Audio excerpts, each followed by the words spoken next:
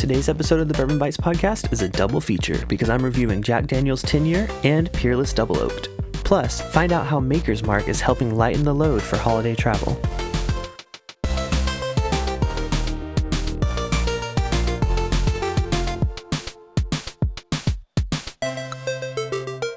Hey everyone, welcome to the Bourbon Bites podcast. I am your host Clifton, and happy Christmas Eve.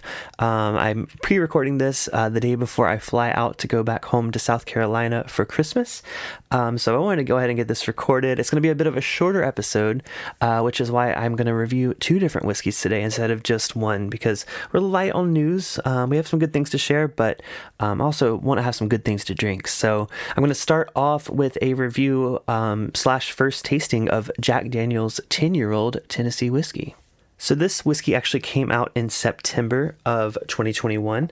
It is the first 10-year release from Jack Daniel's in over 100 years. So Jack Daniel's isn't usually age dated. Even their single barrel selects, I don't believe, are age dated. And if they are, they're definitely younger than 10 years old. So I actually haven't had a chance to find this anywhere. This is actually a sample from my friend Aaron, but I'm excited to give it a try because I'm a fan of Jack Daniel's when it comes to their more premium products like the barrel proof and the single barrel selects. So I'm really excited to see how this 10-year-old is. It's 97 proof, and the MSRP is around $70, but it's become ridiculously hard to find. I've never even seen it on the shelves. I don't know how he got a bottle, but yeah, I'm thankful for the sample to try here today. So let's go and get that poured. So hopefully you are enjoying your holidays. Like I said, I'm traveling back to South Carolina. I'm going to do some bourbon hunting while I'm out there. I always do because I live basically at the border of North Carolina and South Carolina. So I get to do some both like ABC store hunting in North Carolina where it's government controlled and independent liquor stores in South Carolina. So a little bit of both. That's usually where I stock up on some of my favorite like bottom shelf, like bottled and bond products from Heaven Hill. Maybe I'll have some better luck finding Jack Daniel's there. I know the Coy Hill, hazmat bottles have hit. People around me have been getting them. I haven't been hunting too much because I'm trying to avoid going to stores. They're crazy this time of year. But I'm excited to try this though because I think Jack Daniel's, it doesn't necessarily drink young, but I don't think oak is the first thing I think of with Jack Daniel's. I mean, even the barrel proofs, those are more like banana pudding or banana shortbread kind of notes. They're not necessarily the oak. So I'm excited to see how it affects it being in there longer. Yeah, on the nose, it's kind of like, it does seem very similar to the barrel proof Jack Daniel's releases that I've absolutely loved. It is a little toasty. There's like a good bit of that oak that's impacting the nose on it, but I gotta give this a try. So cheers. Wow. Oh my gosh, that's good. I mean, this is classic Jack Daniel's at first. I mean, not necessarily like the old number 7, which is like their basic bottle, but it reminds me a lot of I've had a single barrel select from them that wasn't a barrel proof, but it was just a really solid pick. This kind of reminds me of that, but man, it has a lot going for it. 97 proof, that finish lingers. It sticks around too, and I could drink that all day. Now of course it's $70 and it's also impossible to find, so that's not going to happen, but that is, man, that is way better. I think that's why I'm speechless. It kind of blew me away. I wasn't expecting to like it as much. It keeps what I love about Jack Daniel's single barrel proof, which is like a banana nut bread kind of like muffin note. This has that, but it's like that's been glazed. It's like sweet on top, like vanilla or like caramel icing. This is so sweet and desserty, honestly. I think it would be a great after dinner drink. I kind of was worried that it was going to be more just like Jack Daniel's, but like a little bit oakier. But this is so well-rounded. Color me impressed. This is an absolute winner. If you have a chance to buy this for around $70, I think it's worth it. I think it drinks like a premium product. Now, would I rather have this or a single barrel proof? Because those are only like, 60-ish, so it's a little bit more, but I think this has that much depth that it's pretty comparable in terms of, beating my expectations. So I'd love to do a side-by-side. If I had this and I had the Coy Hill and then I had a single barrel proof, that'd make for a good YouTube stream.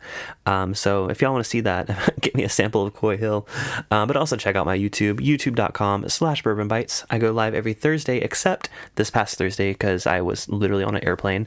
But yeah, I'm doing my big top 10 whiskeys of the year countdown next Thursday, which is the 30th of December. So definitely tune in for that one. Set your reminders. I already have an event page up for it. And speaking of that list, this, didn't make it. I limited my list this year to bourbons that I actually was able to, or not just bourbons, whiskeys too. Whiskeys that I was able to, be able to purchase a bottle of. Some of them, I may have already finished, but I've had the opportunity to buy them. So I know it's going to be a little bit different than a lot of other channels' lists. I mean, I don't have very many LEs on it. But it's more of an approachable, what was actually accessible to me this year. I'm looking forward to sharing it with you guys. And if you're looking forward to share something with me, get me some Jack Daniel's Coy Hill. Just kidding. I think actually my friend Brandon has a bottle. He might be able to lend a sample if he wants to. If he's listening to this, hey Brandon, hit me up. So before I get into the Peerless Double Oak, which I'm super excited to try, we do have some news. Whiskey related is actually a fun one from Maker's Mark. They announced that they will be covering the cost of checking your bags so you can bring bourbon home this holiday season. So they're calling it Whiskey Flights, and from now until December 31st, they will pay the extra baggage fee for your luggage if you were traveling with bourbon. Now, obviously, they can't, prove if you're traveling with bourbon, but they're covering up to $40 for each traveler and up to $50,000. Now, I don't know how quickly that's going to go. I mean, I don't know how many people know about this. It might be gone by now, but I'm definitely going to be trying it because I will be checking bags when I fly out tomorrow. So, hey, maybe it'll, I might not bring Maker's Mark with me, but maybe I'll bring some Makers back if they spot me that baggage fee. I'm flying American, so it's only like $30, but still. It's just a cool promotion, and they say they're encouraging people to check a bag and spread the holiday spirit, which of course is Maker's Mark, which Maker's Mark is a really good whiskey to bring to a party. I think it's super approachable and it's just well liked. This year I'm bringing a Smoke Wagon. It's the small batch Christmas edition, so it's literally just the regular Smoke Wagon, but it has a Christmas tree on the front and snow. It was only $30. I'm like, oh, that'd be a fun one to bring to my in-laws, because some of them, they're not really big whiskey drinkers. I think last year we brought Elijah Craig, just the regular one, and it didn't really get drank. So this year I think we're planning to do like old fashions or cocktails or something that's a little more approachable than, straight bourbon, because I realize not many people tend to gravitate towards that. But yeah, way to go, Maker's Mark. I will definitely be submitting my receipt after my flight. We'll see. And in terms of video game news, it's a bit of a bummer. But the lead designer of the NES, so like the Nintendo Entertainment System, the original, home console from Nintendo, his name is Masayuki Uemura, and he passed away on December 6th at the age of 78. So he, like I said, he designed the first NES console. He also designed the Super Nintendo, the successor, of course, and he created the predecessor of the game Duck Hunt. So not the official release, but the one that they used to kind of, pitch that idea.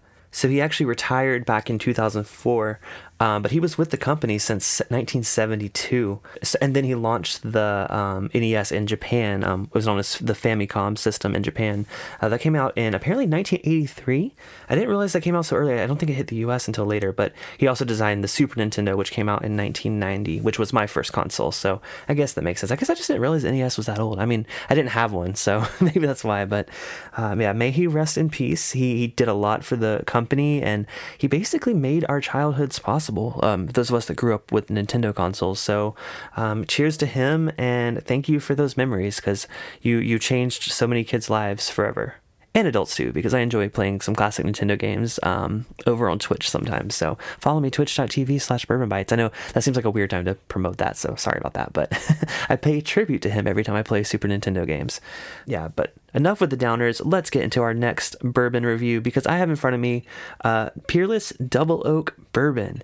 So you guys may have heard me talk about it before. Peerless was my favorite distillery tour that I did when I was in Kentucky back in 2019. I just thought the tour was exceptional. It was so hands-on, and they just are so friendly there. So I have had a bottle of the Peerless Rye. I had the Peerless Bourbon that I actually just killed about probably a month ago. So I saw the Double Oak pop up on K&L Wine and Spirits, which is my local liquor store here. It was $70. It's not age stated, but it is barrel proof. So this bourbon has been twice barreled in new oak, so it should be a bit of an oak bomb, which y'all know I am a big fan of. So let's go ahead and pop this cork for the first time and get it poured. Nice. So as with other Peerless, this is non-chill filtered. They use a sweet mash process, which kind of helps them stand out compared to other people that use sour mash method of creating whiskey. My bottle is 107.9 proof. I believe they also have a lower barrel entry proof than a lot of other distilleries. So this whiskey was actually on Whiskey Advocate's top 20 whiskeys of the year. It was number 8 for 2021. So that's a pretty, great honors for something that just came out. Let's go ahead and give it a nose. Oh, wow. That oak. You can tell off the bat that this is going to be a very oaky bourbon, which, with the name, you would assume that. It's definitely different than the Jack Daniel's 10-year, the way it was expressing the oak. That was more of like a toasty kind of note. This one, that was more like I always say saturated oak. It's like that super like rich, like wet oak. You can tell that it's just like been saturated with whiskey. So I'm hoping that it stands up to it on the palate because it does have a really nice nose. So let's go ahead and try it. Cheers. Oh, okay. So you can kind of tell that this is a younger whiskey. And that's kind of been my, I guess I don't want to say issue, but the reason I haven't just absolutely fell in love with Peerless after that tour is their stuff is pretty young. They come in beautiful bottles, but you're paying for the bottle and you're also paying for the fact that it is a craft distillery. So that's the first thing that's jumping out at me on the glass is the youth of the actual whiskey. And the oak is kind of presenting itself in more of like a similar way to the sometimes Texas whiskey does, especially if it's whiskey that's been aged in a like smaller barrel. I don't know for sure. I assume these are in full-size barrels, but I don't know. It has a little bit of that like raw oak, like I always say Home Depot note. It's more of like the sawdust kind of note, which is weird because on the nose it was definitely more of like the richer oak. But yeah, let me go in for another sip. Yeah, the way it starts off is kind of not really what I typically expect from a bourbon, but I do think it really it makes up for it on the finish. It has a really long finish for 107, just above 107 proof. It's a little tannic on the end, but it's the kind of good impact that I love that oak can sometimes make. So I wish this was a little more balanced on the front. It definitely kind of goes all over the place. And I don't know if that's just Peerless bourbon. Like I said, I had the regular bourbon before. It wasn't my favorite. I think I prefer their rye over their bourbon. But I hate to be like, I want to try this when it's older, because that's like the worst thing you can say, because it's like, well, we think it's ready now, which, fair point. To me though, this was this was $80. So about the same price as the regular bourbon. I think the bourbon is $70 and this was like $10 more. So, I had to pick it up and try it. But yeah, I do like it. I don't think it's a bad bourbon at all. And that finish is great, but I don't know. I don't think this is not a winner. I think that's my first non-winner I've had on the podcast. But yeah, it's fine. It's good. I would definitely drink it if you poured it for me, but I don't think I would buy another bottle of it. Hey, Future Cliffy here. So as I was cleaning up after recording this episode, I decided to revisit my glass after it had been sitting for about 30 minutes, and this whiskey seriously opened up. So I wanted to pop in here real quick and say that my first opinion on it was a fresh bottle crack. And I'm looking forward to seeing how well this opens up, because the way it tasted in the glass after about 30 minutes made me really excited. So maybe I shouldn't just judge a whiskey by its first pour. But yeah, I'm looking forward to revisiting this. I'll let y'all know over on Discord as this opens up and hopefully gets even better. By the way, if you're not on our Discord server, you can go to bourbonbites.com and go down to the bottom. The link's at the bottom. That's our whiskey and gaming lounge where we hang out, we drink whiskey, we play some games, and it's just a great community there. I love it. I actually had a good phone call with our friend Emily, who y'all know from like YouTube. But yeah, we're talking about how great the Discord community is, and I agree. It's fantastic. So if you're not there, please join us over there. It's so much fun. But I think that does it for this week's episode. Like I said, I know it's a little short, but I hope y'all understand, we're traveling. I think next week's episode will probably be pretty short too. I know which whiskey I'm reviewing on it. I'll be reviewing Barrel's New Year 2022 bottle. So look forward to that. But it's also I'm going to record it the day I fly back to Los Angeles. So I'll be jet lagged and tired. But yeah, I do it for you guys. And I also I thoroughly enjoy recording this. So hope y'all have a wonderful Christmas or whatever holiday you celebrate this time of year. And I enjoyed being a part of it. So thanks for listening. Until next time, this has been Bourbon Bites. Cheers, and I'll talk to you next podcast.